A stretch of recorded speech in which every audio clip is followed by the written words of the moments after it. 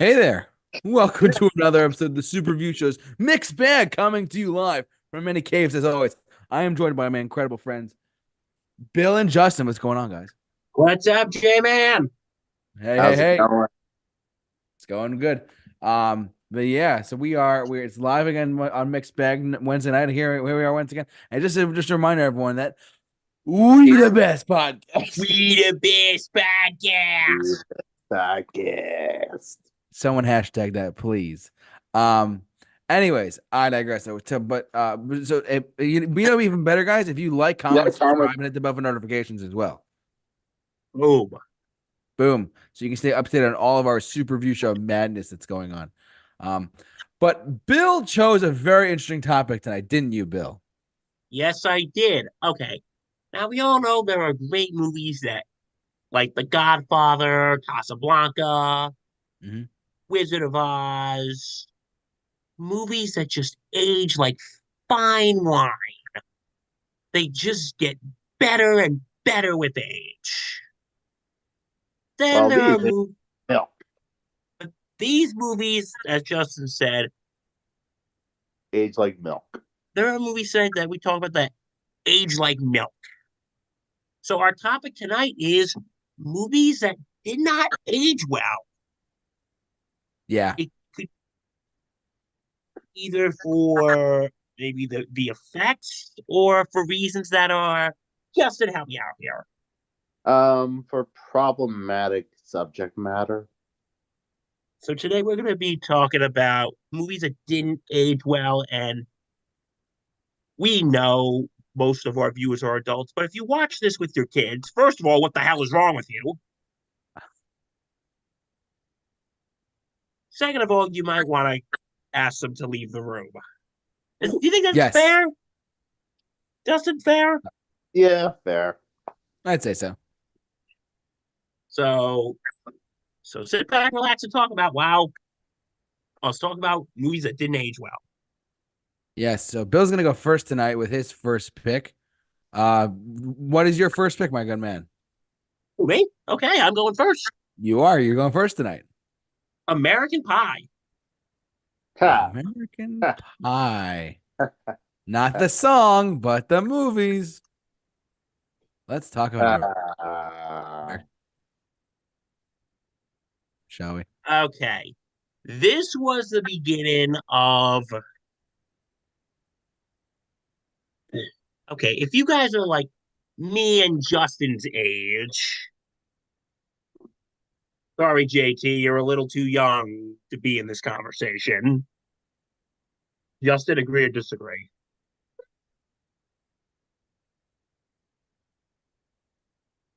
All right, keep in mind the original American Pie came out when we were 5. Yeah, but that started the trend of teenage gross out here, which we remember. JT, not so much. But anyway, here's why I think this is problematic. It's about a kid who's basically trying to get laid. Is that pretty much the plot line, Justin? The plot is that this group of friends make a pact to get laid before prom. And I actually remember watching parts of this movie with you in a hotel room in Connecticut.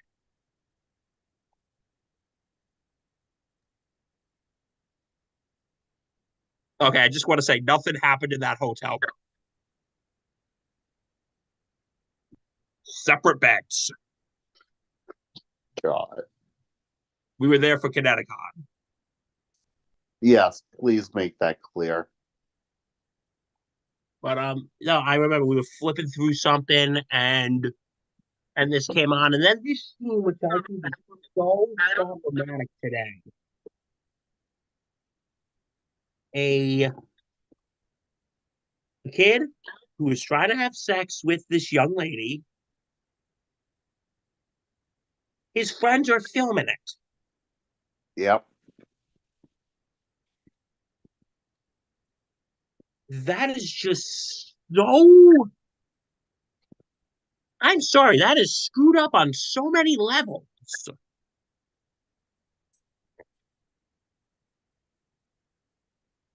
Justin, JT, what do you guys think? Okay, here we go. I have never seen any of the American Pie films, mainly because they looked really stupid. They were very stupid. That's the point. So, oh, I guess my 5-year-old mindset. By the way, when I was when this movie, I was born in. This came out in '99. I was born in 1998. And I want to clarify to the audience. Yes, we're Justin and I are 4 years older than JT, and what I meant by JT being too young is like, yeah, like we were too young. We weren't old enough to see these movies when they came out, Nope. but we remember them being released, if that makes sense. Yeah, that makes sense. We remember them being released. Well, sequels, anyways. The sequels, American Pie, the And reunion. especially that one quote that I absolutely despise. Oh, you mean that one time in band camp? Oh God, I freaking hate that quote with a burning passion. But yeah, that scene when they're watching their friend have sex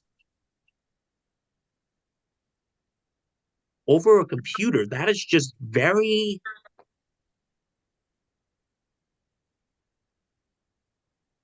it's just very disturbing. It was a Yeah. different time. Well, Oh, something you also have to kind of remember: the internet was in its very, very early days. We didn't entirely grasp the permanent, vast nature of it, and the fact that if it's on the internet, it's there forever for anyone to see. Blah, and that can ruin careers and all that. No one has really grasped that yet in '99. But nowadays, I think with the title with of things that happen, like people whose lives have been ruined because sex tapes have been posted on the internet,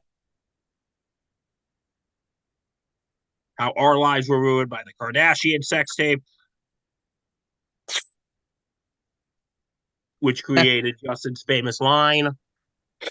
Wow, all that over a sex tape. good lord. And on a more serious note, sadly, like the stories of Tyler Clementi, who a Rutgers student who was filmed having, intercourse with his with his boyfriend or something, and then sadly took his own life. So stuff like that today, we might look back and go, "Oh, that was fun," but no, I'm sorry, that is extremely problematic nowadays. People have lost their jobs over stuff like that. And sadly, like I said, people have lost their lives over stuff like that. Justin, am I sounding too preachy or am I 100% right here? Well, not 100%, just am I in the right realm? You're in the right realm. It's like I said, in the '90s, it wasn't entirely grasped yet.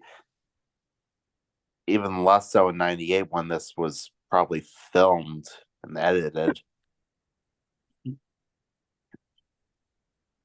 So yeah, that is my first take, American Pie. All right, what's next? Justin, why don't you go? Um, so sticking on the realm of raunchy teen comedies, Revenge of the Nerds.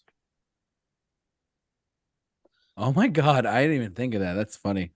So this movie is everything that's wrong with '80s sex comedies wrapped into one movie.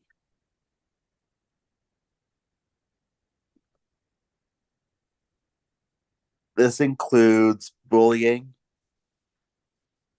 negative in depictions of nerds, um, child endangerment, and rape. Wow. Portrayed in a positive light. Damn. I should have thought of this. Uh, so there's one scene I want to point a light at in particular. It involves one of the nerds inside Funhouse, um, disguised as one of the jocks, and he fools one of the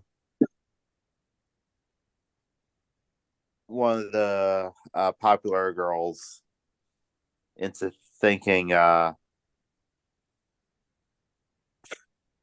it was sorry, excuse me, into thinking that he was one of the jocks, and she sleeps with him. And then midway through, she finds out that she was sleeping with a nerd, and that she was essentially sleeping with a nerd unconsentfully with someone she didn't know, which I think is pretty much considered rape. I think the circumstances around that scene, but it's all okay because it just so happened to be the best sex she ever had. So all's well that ends well, right? Yeah, no. Probably not.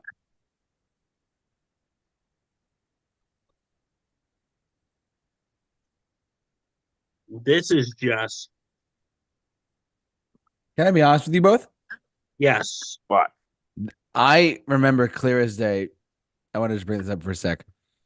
There was a question at one point asked on, and this show no longer exists on YouTube, but it's called AMC or Collider Movie Talk. Yes. yeah, Someone once emailed in and said, "Hey, could we ever see a Revenge of the Nerds reboot at some there point?" actually was one planned in 2007. Okay, but here's the thing, though. There's a problem with that too. Go The on. nerd, the nerds. Back in the day, like most people would find like, hey, you're a nerd. Well, most nerds nowadays are multi-billionaires and they're gonna be rich and famous because they invented something super smart. So like the whole jock aspect wouldn't work. Now the jocks are the jerks. Well, because it's like that famous quote from Bill Gates. Be nice to the nerd. You may be working for them one day.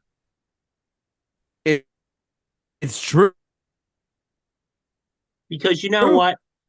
And this is going on my soapbox about something completely I mean, look different. at look at Mark Zuckerberg. Look at who's his name? You know, yeah. We, we look at that like when we're in like high school, college, we idolize the star football player, the star basketball player. Mhm. But we know one day, and like, listen, some of them may make it to play college ball. Some of them may make it to the pros. That's a very small amount, but or some of them may continue to have a good life. But there are those people, the kind, who just want to sit around and relive their glory days. While the nerds who you shoved in lockers and gave swirlies to are now multi-billionaires. Yeah. So, like that quote from Bill Gates said, be nice to the nerds. One day you may be working for one of them. I mean, Steve Jobs, Bill Gates, you want to go down the list of how many nerds there were and how much money they've made now in their companies? Forget it. So, the truth. And because why I also don't think a Revenge of the Nerds reboot would work because nerd, what we called nerd in geek culture, like Star Wars, Star Trek, and heck, even comic books like Marvel and DC, is mostly mainstream stuff now. Yeah. Superhero movies are like the norm. Most of that stuff, which used to be called like nerd culture or geek culture, is now mainstream. Yeah, and now like there's even like I can't believe I'm saying this, but there are very attractive girls at Comic-Con who are legitimately interested in the subject matter too. I mean, let's be real. So there's cosplay contests of like all these anime and all these like nerdy characters. So let's it's seeped into mainstream culture now all the time. But you know what would have been a good Revenge of the Nerds like reboot What? or a sequel way to the future where the guys who bully them are now working for them. That's a good idea. So someone take note of that, please. But again, like what you have said, what Justin said, like when they're like peeping into the girls' locker room or something, that's not right. Like we really should not be showing this. We really should not be showing this. All right, J-Man, over to you. What movie can I think of off the top of my head that did not age well? Oh, I don't know. Let's see. Let me dig through my brain really quick and the list. Oh, I don't know. The let's go with the how about this for a second, right? Night of the Living Dead. You could listen. This is the first thing I thought of when they said Oh, ooh. hot take, Okay. right? I mean, look, it's a great movie for its time. It's been, and also the rights have been in public domain for a long time. Justin's gonna rip me apart in about 5 seconds, but Since its release, it's go been on. in Go. the public domain. Okay, yeah, That's it. okay. Sorry, thank you for the correction there, my friend. Um, but I mean, you could just tell. I mean, just by if you go back and watch the original 1968 Night of the Living Dead, it's uh, still a very good movie. Don't get me wrong, but it's the effects are very, very much of the time. Very like I could probably make something like this for $1 million or even like $300,000, and it might come out like this. Might not be the best story where like the guy gets shot at the very end. Spoilers, but it's kind of where I'm at. So I don't know. It's something about old horror movies that just don't hold up for whatever reason. Like especially from the 50s and 60s. Like I'll get to my next pick in a minute, but like where the story holds up, but the effects and stuff are like very, very, very much of the time. I'll get to my next pick when I get there. But yeah, I'm gonna touch on a couple of horror movies tonight, ladies and gents. Just letting you guys know. So, but yeah, that's my first pick is Night of the Living Dead from 1968. Hot damn, hot take right there. Anything else for Night? You guys have any comments for that at all or no? I think I think I have nothing to say on that. Okay, Justin, you got anything else to say on that at all or no? No, I'll just say that of the time, people were very, very afraid of this movie. Oh, for sure. Don't get me wrong. Like, let's face it. I mean, when COVID first hit and all this other stuff happened, it's like, who's to say zombies wouldn't come out of like Florida or like Illinois or whatever, Like, let's be real. So, Didn't any of you play 2020 bingo 20, no, I haven't. of what would happen throughout the year? Well, I would expect it out of Louisiana. Out of Louisiana. That's funny. Okay. Anyways, My next one. what do you got, Bill? We're gonna dive into animation for a minute. Uh-oh. All right, Justin, what am I thinking? It's the Little Mermaid. I'm just kidding. Pocahontas? No, we're going way back. Not even Disney, is it? No, it is Disney. Oh, what is it? Dumbo. Really? Oh, Lordy. I think I know Justin knows where I'm going with this one. The 1941 animation one? Oh. Oh, Bill. Listen, Yes. I know what you're about to say about the crows. Remi- this is just a friendly reminder. We keep our show PG-13 here, but so tread carefully. Just be careful, all right? We don't want to Okay, get in what canceled. way? Well, JT already mentioned the crows. Don't. I'm gonna let you do it, but I'm just letting you know right now to our listeners No, and our viewers out there. Just be ready, okay? okay. Listen, this was made in a different time. For those of you who don't know what scene I'm talking about, there is a scene in which after Dumbo sees pink elephants, which for those of you who aren't familiar with that saying, it's basically a expression for you've been You drinking too much. And then he lands up on a tree.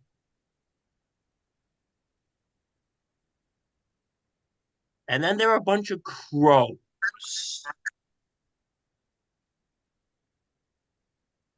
that land that are there. They're looking at Dumbo and Timothy Mouse, and they're like, and then the head, okay, and then they start talking to him. And I'm not going to repeat the dialogue. Mainly, it's not bad or anything. It's just coming out of me, a white man, it's going to sound very insensitive.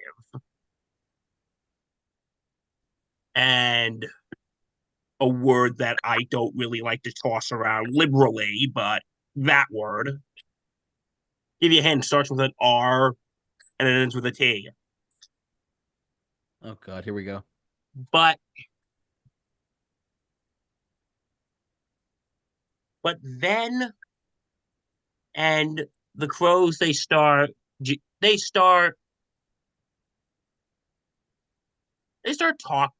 talking to them, and then they get into something, and then the song "When I See an Elephant Fly,"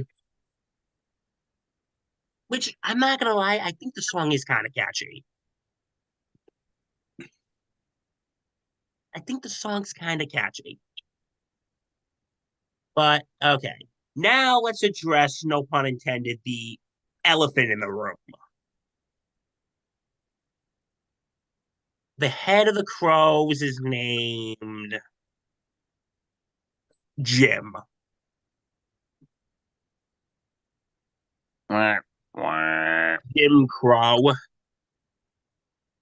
which for those of you who do not know your American history, those were the name of the laws that kept African Americans and white people separate. And there's been a lot of debate that whether or not the crows are racist. And there's been a lot of debate whether the crows are racist or not, because apparently the film has been criticized for racial stereotypes of black people. And like I said, Jim Crow. And here's the thing that I think makes things a little more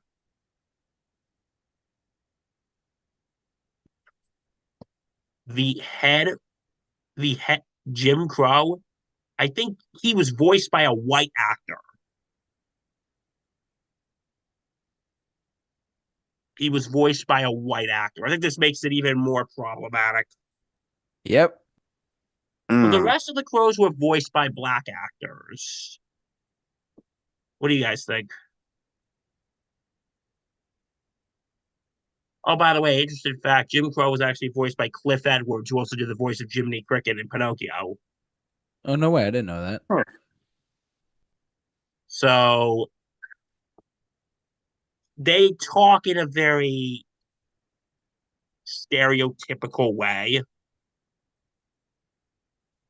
Again, I'm not going to repeat any of the dialogue because it's going to sound insensitive coming out of my mouth. So let's open the floor here. Justin, do you think this film is racist? Um, I think it was made in a time where those depictions of black people were unfortunately very common. So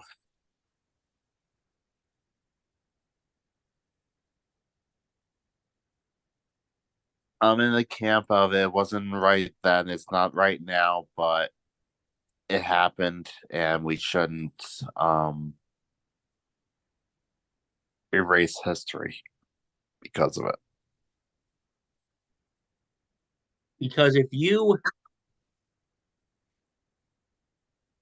and no, because if you go on Disney Plus, they show the disclaimer about this film shows racial depictions at the product of its time.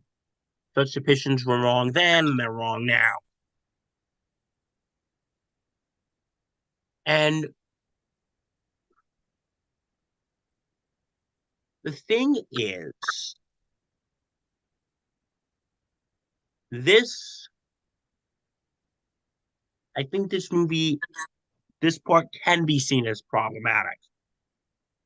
And I think it makes it even worse that it was voiced by that Jim Crow was voiced by a white actor. Justin, I don't know if you agree or disagree with me on that I matter. agree. I agree. But it's like if you look at Disney and Looney Tune cartoons around this time, sheesh, I'm not Yeah, gonna lie, you're gonna feel unclean after watching some of them. Yeah. No, I know. You're gonna feel really unclean after, or Tom and Jerry too, with the character, what was her name? Mammy Two Shoes, remember that? I yes. remember. Like,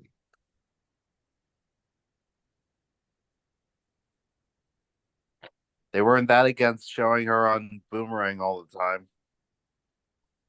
but but you know what? If you notice in releases, JT, sorry, we're going on a tangent here. You're good. If you've noticed with releases, like they have the original releases where she has the stereotypical black voice, Yeah. but in later releases, they altered her voice to make it sound more neutral. Mm.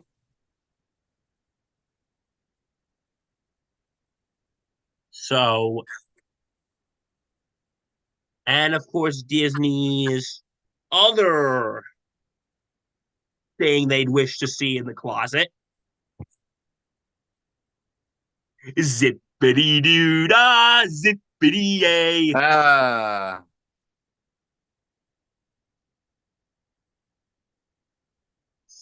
Song of the South. I've never seen it, but I've heard it's just boring. What about you, Justin? I haven't seen it either. And I heard that it didn't age well even right after it got released. So, JT, are you familiar with Song of the South at all? A very little bit. Have you ever seen it? No. Guess what? You never will, won't he, Justin? Yeah, probably. Because let's just say that's a movie that,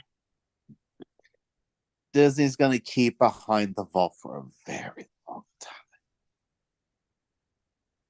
like, the song Zippity Doo Dah, Zippity Yay. That's where it's from. And Disney is keeping that hush hush under the rug. But yeah, this is where Disney's problematic past started. The Crows with Dumbo. All right, anything else? Anyone else have anything to say about it? I'm good, Justin. I'm good. All right, Justin, over to you.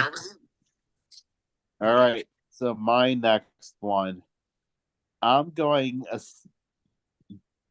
I'm going down a similar path that JT went last round. I'm gonna go Jumanji, the original,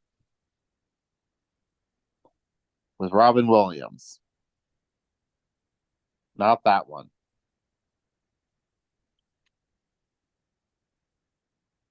There we go. So this one hurts because I love Robin Williams. Um, and I want to love this movie, but the effects really did not age well. Um, Especially with the monkeys. The monkeys, the hippos, all the animals just looked awful. Um, it was just a victim of early CGI. When it came to VFX, they stood on the shoulders of geniuses to accomplish something as fast as they could. And before you even knew what they had, they packaged it, stuffed it out of a plastic lunchbox, and now they're selling it. They're selling it. Well, now we got Jumanji, and now plastic monkeys and rhinoceroses and hippopotamuses and lions and tigers, and I don't think there are any bears, but oh my.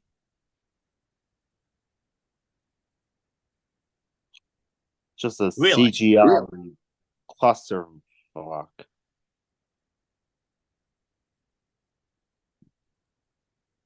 Too bad it wasn't like Jurassic Park, because Jurassic Park's effects really held up too. Oh yeah, Jurassic Park's effects were great, And that was but 30 years ago. That was 93. This is 95. yeah, I mean, obviously, different creators, they're gonna have different styles. They obviously went a lot cheaper with the effects on this. Um, and it's funny because I think originally it was praised for its effects. Now it just really did not hold up. That's what happens when you go full digital, especially like in the 90s. It's just, you're not, the technology is just not there yet.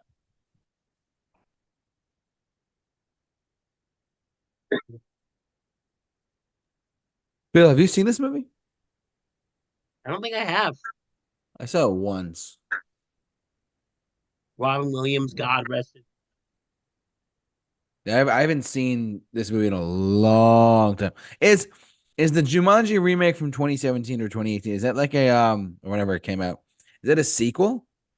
Sort of. It's like a continuation 20 years later, different set of characters. None of the original characters return. Oh, and that's why The Rock doing it. Like so, it's Jumanji: Welcome to the Jungle, and then Jumanji: The Next Level. So Oh, but I remember liking the 2017 Jumanji. Don't you, Justin? Yeah, like they're different enough where they don't like ruin the reputation of the original. Not that the original has that much of a reputation because, like I said, the effects in the original just did not age well. So I guess this is a nice way to revitalize the series in a new, unique way. Believe it or not, there's actually a tear-jerking scene in that movie when Yeah, there's a scene with the one of the kids when he's like, "Hey, she looks like Sydney Crawford. She's super fly." He goes, "What year is it?" He goes, "It's 1996." Going, he goes, "Alex, you've been in the game for 20 years."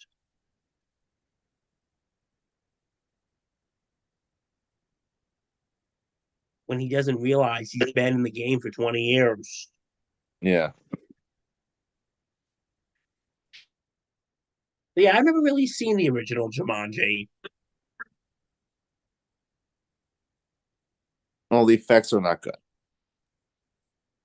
Unfortunately, because even though Jurassic Park came out 2 years prior, as Justin said, the different creators really made the effects weren't good. And I could actually I saw it once and I can actually agree with him on that. Even though I was like really young when I saw it, but yeah, so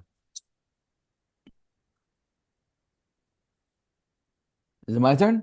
It is your turn. All right. Yep. Sticking with the past even more. We're gonna go back to the 50s for a second. My grandfather loved this movie so much. He loved this movie so much. He would quote the title of it Leave all the time. Harryhausen out of it. What's that? I said leave Harryhausen out of it. Oh my God, no, it's not that. It's Creature From the Black Lagoon. from the I spelled it wrong. Black Lagoon.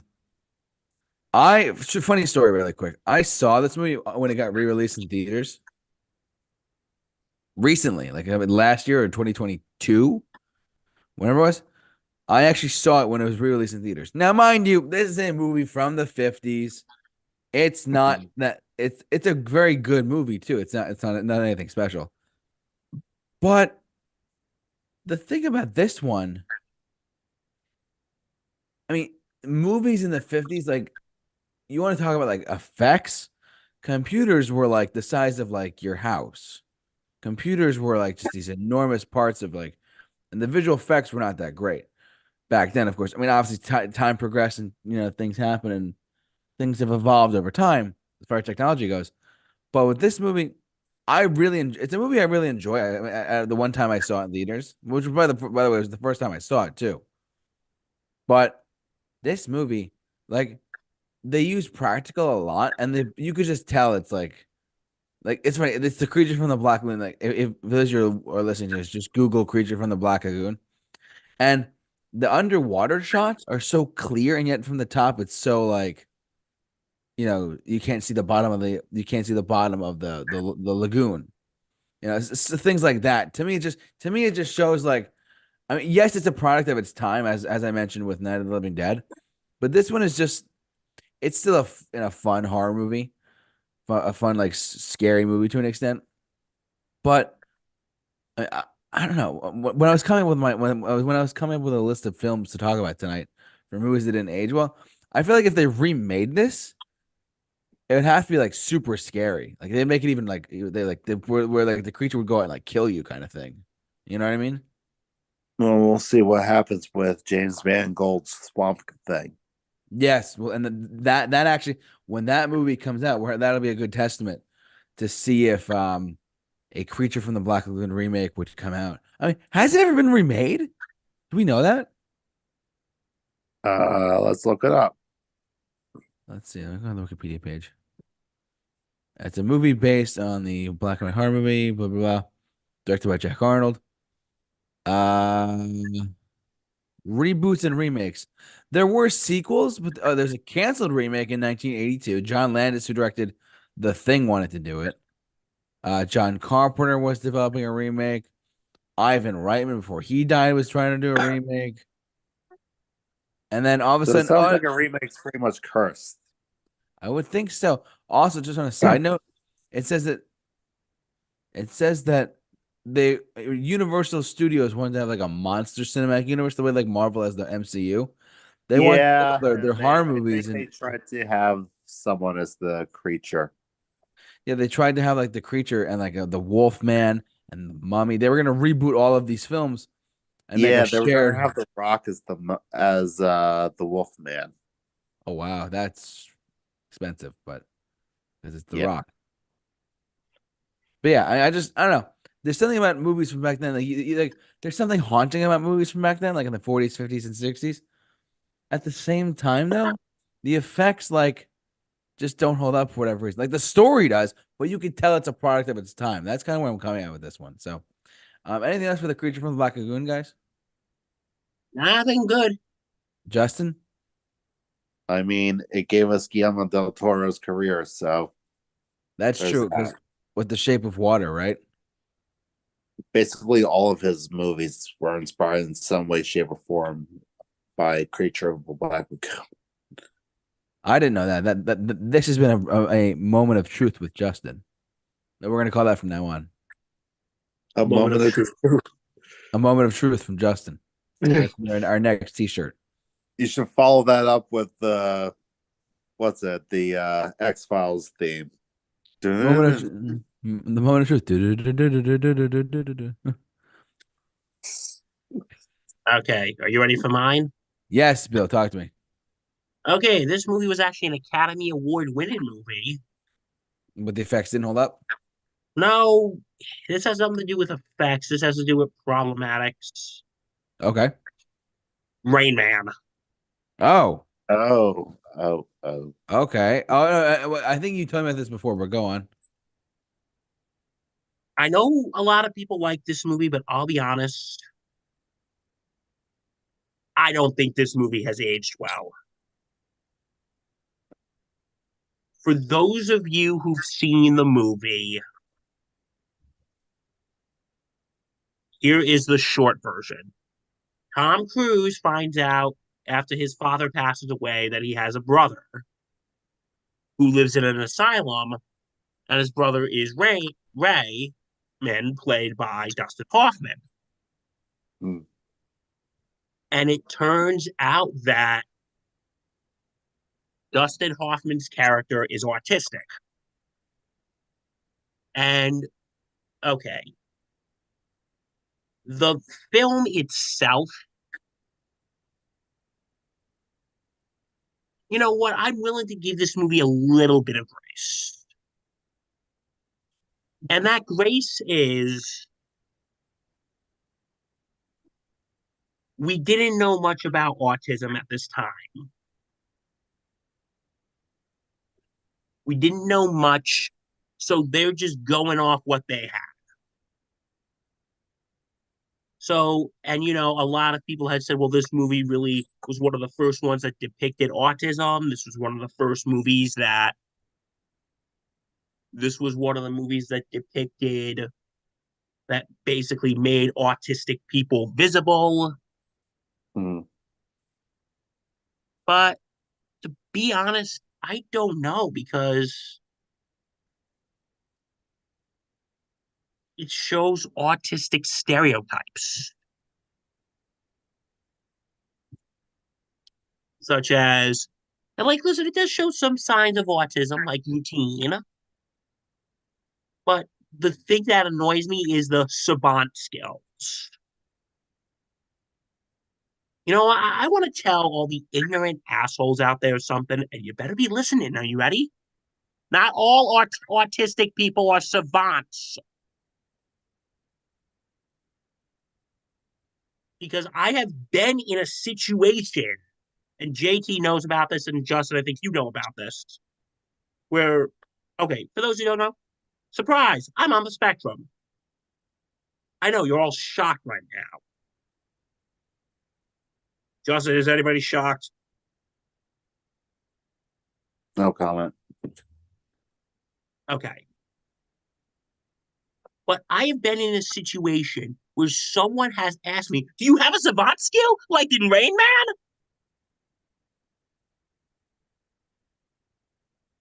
I'm like sitting there thinking, that's a movie that was made over 30 years ago. I don't think people should be taking advice from movies that were made over 30 years ago. I'm sorry, I'm getting fired up right now. And the thing is, not everybody is Rain Man. Not everyone on the spectrum is Dustin Hoffman in this movie. And the thing that, okay, I actually watched Siskel and Ebert's review of this. Mm-hmm. I'm going to hold on to this, that it was a different time, but I really did not like what Roger Ebert said. When he said, well, when he finds out he has the disease known as autism, Roger Ebert, may God rest his soul, autism is not a disease, you dumbass. It's not a disease. I'm sorry. I'm so sorry, guys. But this just makes me furious. Not the movie itself. The movie itself, I'll admit, it's good. It's good. Tom Cruise does a good job. Dustin Hoffman does a good job. But should we be looking to this as the standard about autistic people? Well, I think there lies the problem. I don't think the problem is the movie. I think the problem is our perception of what autism is and our simplification of it by looking towards this movie. I think that speaks more towards the people who are doing it rather than the movie itself and the intention of the movie. You know what, Justin? You make a very fair point. So would you say this movie hasn't aged well? Or can you see what I'm getting at? Or let's hear the wisdom of Mr. Dr. Professor Favaro for a minute. All right. So I've only seen bits and pieces of this movie. I will admit this. But I have an understanding of what the movie is about.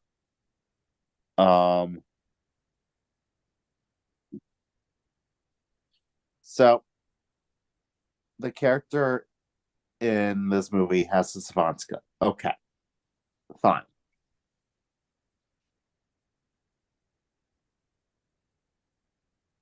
Could the movie have done a better job in making it clear that a savant skill is not the norm for autism? Sure. Did it absolutely need to? No. And did we know at the time that was the case? I have no idea. That's all. That's another thing we have to keep in mind. Science marches on. That is a huge trope in the whole movies that don't age well thing, is our understanding of things just improves over time. Oh, absolutely. It's you know what? Natural. You just made me think of something. Everyone knows I love the show The Good Doctor. Now people will be saying, but Bill, isn't Sean also a savant? Don't you isn't it kind of hypocritical? But you know what? There was a and listen, that show divides the autistic community. Some people love it, some people despise it. Because I actually watch, if you go on YouTube and watch and type in why I hate the Good Doctor, guess how many videos you'll find? Oh, I'm sure you'll find a pretty few.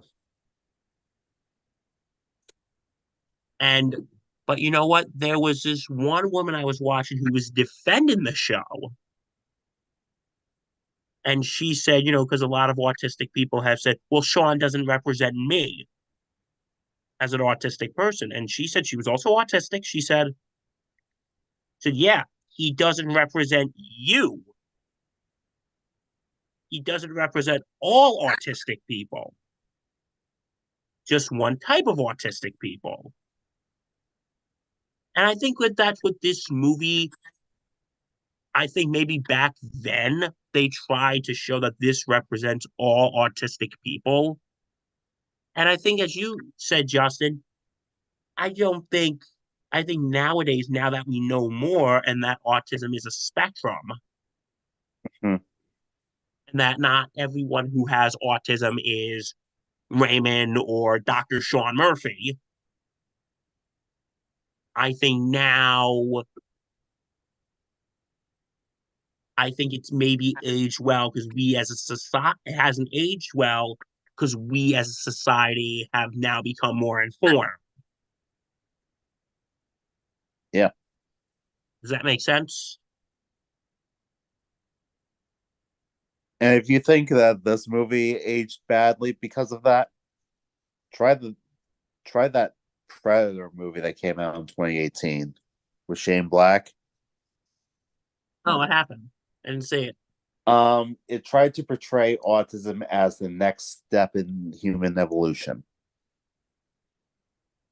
Why does that sound awful?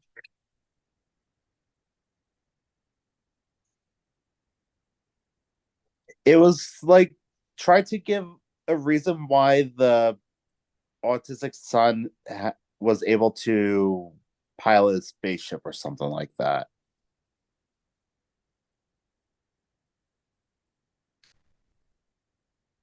I don't Okay, know. okay, so that's my next Back in pick. 2018, ladies and gentlemen. Justin, you ready for your next pick? Uh yeah, and get ready because this one's actually pretty well loved. What is it? 16 Candles. Oh, Justin, we swiped right. Uh I'll time. JT, maybe it's best we see other people. Oh my god, oh. Justin, I'll let you go first, then I'll chime in after you. 3 words. Long duck dong. Yeah, I was about to say it's that character right there. It's all that one character. Wow. Wow.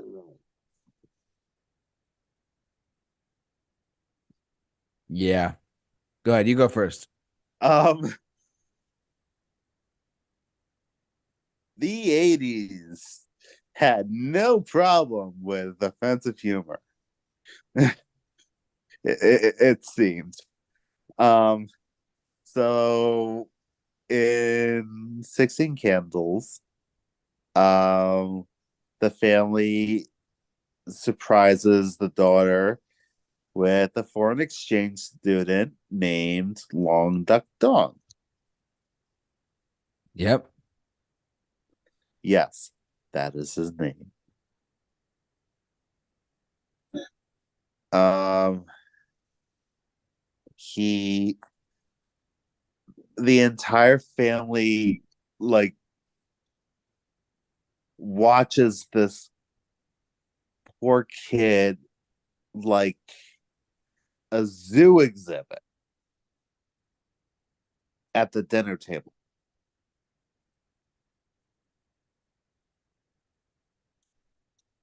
And it only feels like the kid is putting on a performance for these guys. And then the party happens and he gets wasted.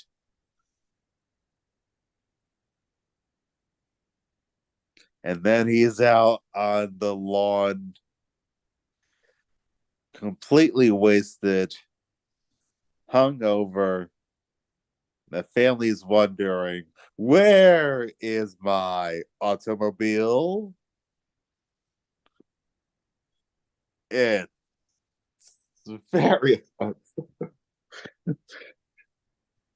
I was just about to say this is like a prime example of a classic film that really has not aged well at all as far as just the general stereotypes in the movie go.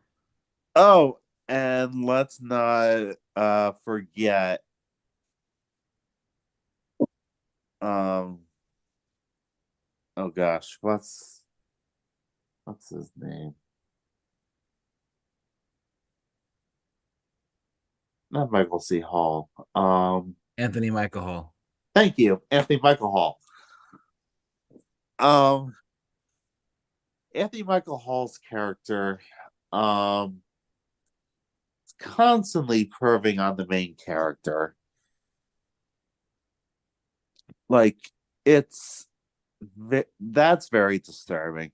One, two, who he ends up with because she was completely wasted in no way, shape, or form able of consenting. Yes. So statutory rape. Um Yeah. We're hitting the hard topics tonight, gents.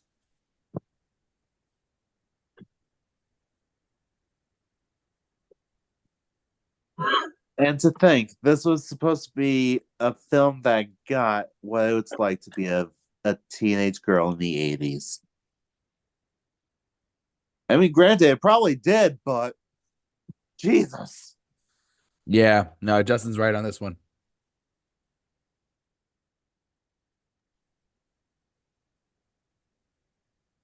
I remember seeing this for the first time on VH1 Classic. And I was like, what is this movie? Then I looked up this same guy who did Ferris Bueller. Yeah, John Hughes did the Breakfast Club. National Lampoon Vacation. Did he write that or direct that? He at least wrote it. Oh no, he wrote Vacation. Harold Ramis of Ghostbusters directed it. I remember that. Okay, Harold Ramis directed, but he did do He was one of the co-writers of that movie. Planes, Trains, and Automobiles. Yes, which I watched on Thanksgiving. Plug for our movie commentary. which we had to fight to get back up. Yeah, thanks YouTube. Because it heard one song in the movie, which is ridiculous, but whatever. So, I mean, I'm in complete agreement on Justin with Justin on this one. We did swipe right first time in a while on the show, but this one is like it's a very good movie too.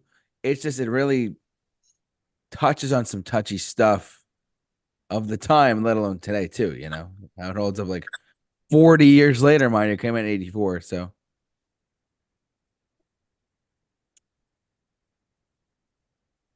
came out in 1984. It's 40 years ago this year. Too old yet? Hmm. Okay. So is this your guys' pick together? I guess so. I mean, Yeah. I was gonna say it. So, Justin, you got anything else for it? Nope, that's it. Yeah, I was gonna say because I have I was gonna touch on it as well, but then Justin said it first, and I was like, I knew he's gonna say that. So I could sense. I just before I even cleared out the Google search box, he's like, I knew he was gonna say that. I knew he was gonna say that. Yeah. Okay. This is my picture. So Bill, you do you have one more? How many more you got? I got at least one more, then we can maybe do one more. Yeah, we'll do one more each. Okay, cool. What do you got? Okay. Now, this is actually a movie I actually just watched again today for a very long time. Hmm. It's a kind of an obscure, I wouldn't say obscure, but lesser known. Have you ever heard of a movie called Fever Pitch? I Heard have of it. not. Okay, it stars Jimmy Fallon and Drew Barrymore. Oh my god, I have heard of this. Because I'm actually going to be doing a review on this movie soon for another channel. But okay, the film is it's about a guy who's a school teacher and a girl who's a corporate executive. They meet. The Jimmy Fallon's character is a huge Red Sox fan. Strike one. Hmm. And it takes place during that season. You know what I'm talking about. Yeah. That season. The 2004, we got our asses kicked in the playoff season. Oh. But you know what? I'm going to say this. And it's not to knock the quality of the movie of all, but watching it today for the first time in years, Jimmy Fallon's character is kind of an asshole. And listen, You mean it wasn't just his writers? What was that? You mean it wasn't just because of his writers? The writers of the movie? Justin, what are you saying? The whole thing where it came out that his writers were like very Oh, that. against him. Oh, that. Yeah. No, no, I'm not talking about Jimmy Fallon himself. I'm talking about his character in the movie. His character in the movie is an asshole. And like, look, when I remember watching it first off, I'm like, yeah, that's kind of like me with the Yankees, except he's a Red Sox fan. But looking back at it now, the guy is just completely childish. The guy is completely childish.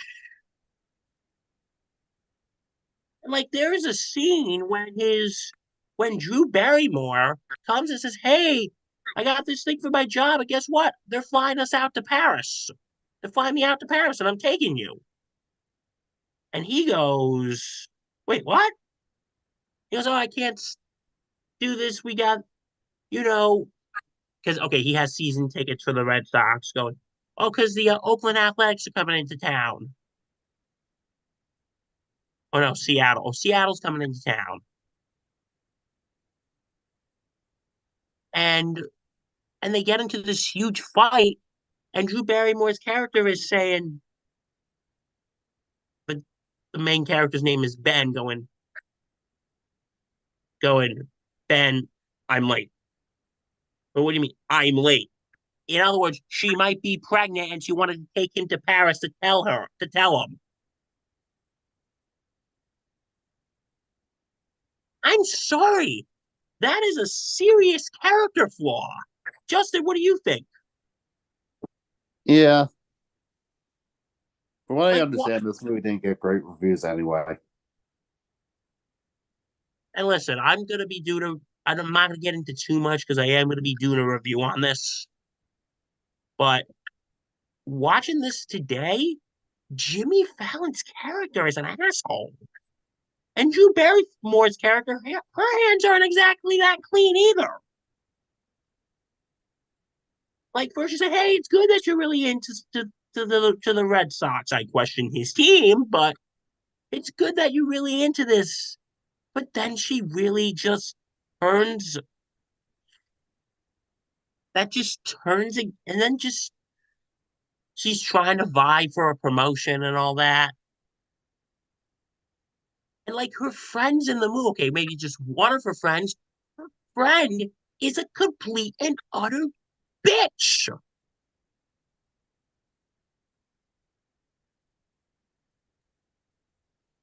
What's ironic is that I have pulled up the Rotten Tomatoes score. It has a 66 on Rotten Tomatoes for the tomato meter, and it has a 60% audience score.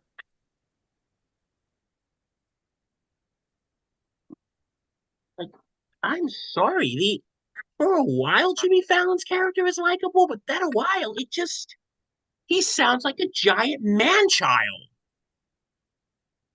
Just like Jimmy Fallon real life. Hey, but I actually like Jimmy Fallon in real life. I'm trying to go on the Tonight Show, bro. Oh, we tried to get tickets, didn't we, Justin?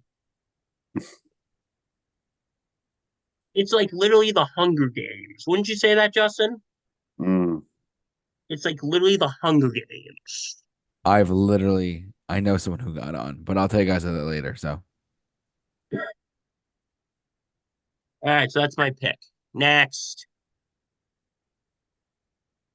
All right. Justin, last one.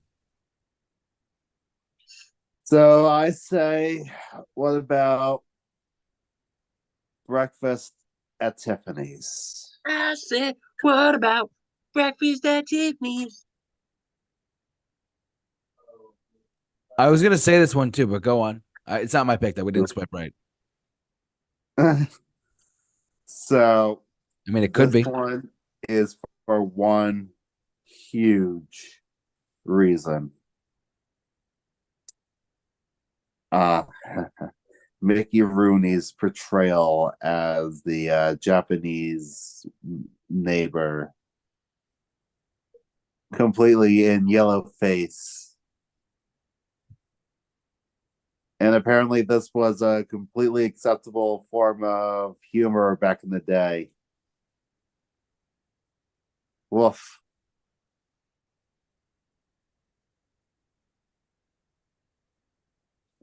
For those of you who don't know, Mickey Rooney is an Irish American actor. He has no Asian blood.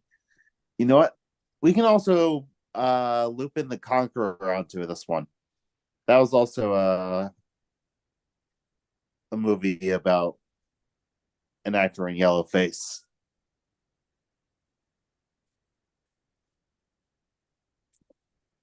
But yeah, Mickey Rooney was completely in yellow face for this movie.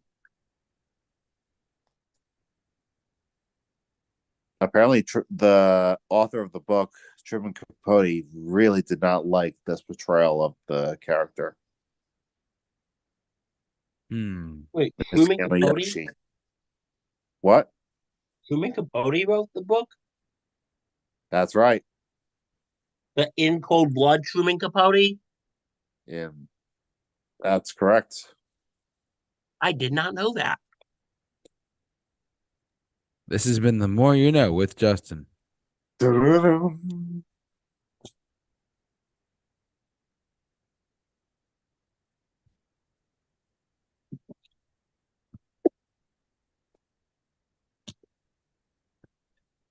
Anything else, Right. bud? Um, Any else? well, I also wanted to group Any, The Conqueror in onto this one because that was also another movie. anything else on Breakfast at Tiffany's or no? What's that? Yeah, it's Okay. sort of in the This one? same vein because it's another one of those yellow face lead actor in yellow face moments where you had John Wayne in yellow face. In fact, you also had that with Fu Manchu. That was another character who was very infamous for being a white man in yellow face. It was unfortunate. Oh, also, you know what? As lovable as this movie was, Flash Gordon from 1980 with Ming the Merciless.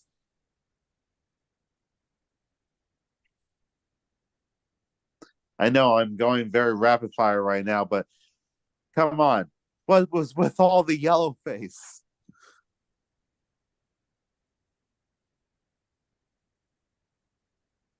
Hmm? Is it Was is it so bad to say I've hard. never seen Flash Gordon? Oh, wow. I have to see it. I know Queen's soundtrack is incredible. I just have to see it though. Yeah. Also, Brian Blessed. Gordon's alive.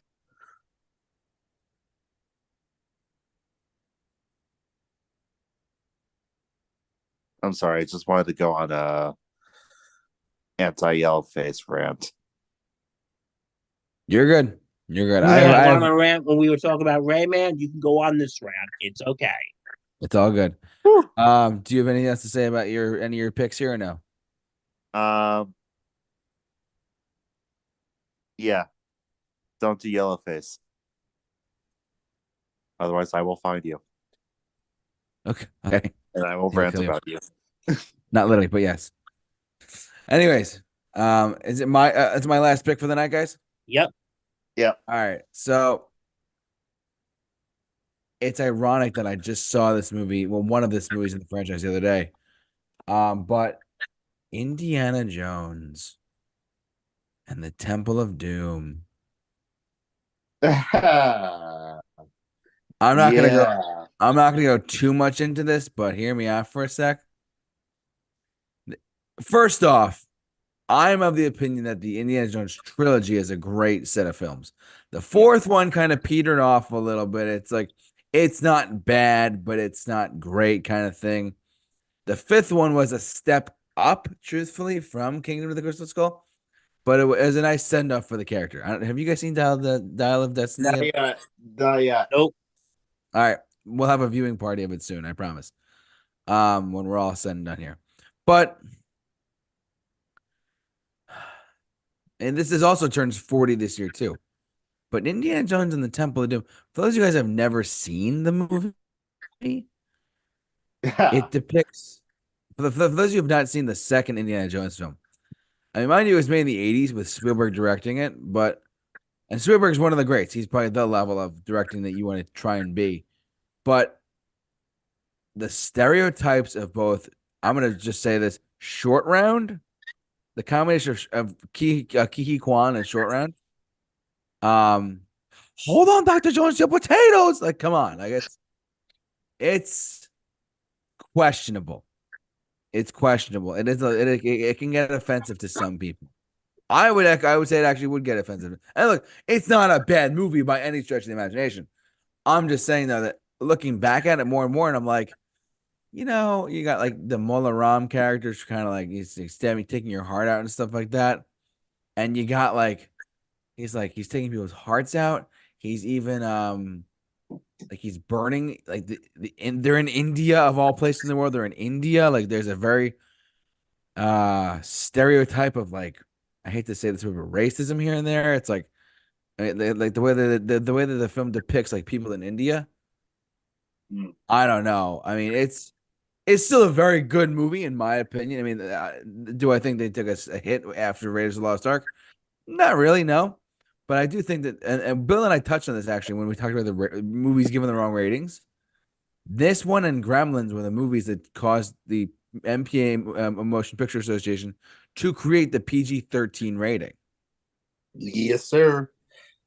So, and we talked about that a while ago too, but maybe a year or two ago. I don't even know. But I hadn't touched on this movie again because like the stereotypes of Indiana Jones with Ke Kwan, with Short Round, and Willie Scott all in one movie, and then just the whole of Kate was it Kate Capshaw? It was now Spielberg's wife too. Yeah. But my God, like I almost want I haven't seen it in a long time, but I almost want to rewatch it and be like, what were they? What was George Lucas's mindset during the creation process of this? I Well, don't know. it wasn't. Well, George Lucas's thought process was he was in the middle of divorce. George Lucas was? Yeah. Oh, then never mind. That settles that. Now This is like everything becomes clear, doesn't it? this is why it's called the Temple of Doom. You know. Well, well, they say that. You know what? I'm not going to make that joke. Please don't. Because then it won't age well. No. But This I will say video though, won't age well. I will say this though. The Last Crusade though really stepped up and made it a solid trilogy ending. And I mean, yes, they made a fourth one. Yes, they made a fifth one. Yes, they made other franchise of stuff. Indiana Jones and the something, books, comic books, you name it. But Temple of Doom, it's not a bad movie. It's just one of those movies you're like, you question a lot of stuff in it, despite it being a very good movie. Like it's still a very good movie. It's not a great movie. It's a good movie. But I will say there's a lot of stuff that is questionable. We should do a movie commentary that's just for the hell of it this year. Why not? Isn't it turning 40 this year? It came out in 84. Yeah, it turns 40. That's Well, I crazy. haven't watched it in a while. I'd be down. Justin, Sure. we will do. So you heard it here first. We're going to do an Indiana Jones and the Temple of Doom movie commentary. We're gonna do it. This year to mark the listeners out there. But yeah, that's all I got for Temple of Doom, guys. I think we're good. Are we all set for the night? Yeah, I think we're set. All righty. Well, listen, Justin, I'm not sure where Justin's screen went, but we want to thank you guys all for watching, listening, however you enjoyed us tonight, and hopefully enjoy this as much as we enjoy doing it for you. Thanks so much for watching, liking, and subscribing to our content as well. Bill mentioned his sports insanity. Sports What is it Insanity called? podcast on the Sports Insanity Network. Yes, they're Check available us on out. We're on all platforms. all platforms, baby, all platforms. Good topic tonight, Bill. I'm proud of you. Thank you. You're welcome. Very, very, very good topic tonight. Super awesome, super fun, and we definitely touch on some good topics And super reviewed. And it's been super good. Look for our Indiana Jones and the Temple of Doom movie commentary coming later this year at some point because the movie turned 40. So there's a lot of really good movies that came out in '84 that we can do commentaries on too. So just take note of that, guys. So Gremlins. Gremlins, another one. 16 Candles. Just kidding. We don't want to do that. We're not going to do that one. Star Trek 3, The Search for Spock. Anyway, Also a lot of 30-year-old films that we got to review this year, that we got a commentary this year. Forrest Gump. And 20-year-old films. We have a lot of work cut out for us here at the Subaru We Show. got a lot of work coming up this year, folks. Spider-Man 2 from 2004 has turned 20. Yeah. We already did that though. Oh. We did a Spider-Man 2.1 movie commentary actually. Oh.